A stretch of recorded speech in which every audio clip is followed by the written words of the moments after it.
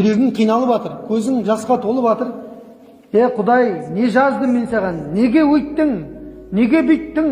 Неге олай? Неге бұлай деген нәрселер бұл тағдырға наразылық сөздері деп аталады. Сен өзіңнің берген тағдырыңа не болуың керексің?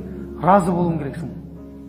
Алланың әрбір жіберген сынағын көркем түрде күтіп алып, көркем түрде сабырмен не істеу керек? Шығарып салуың керексің. Өмірдің барлығы бірдей қиын кезеңдерден, қайғылы сәттерден тұрмайды. Сол сияқты өмірдің барлығы бірдей қуанышты кезеңдерден тұрмайды. Бірде былай, бірде былай. Бірақ адамның өмірінің көп бөлігі қуанышты сәттерден, нығметтерден тұрады екен. Тек арасында Аллах Тағала не?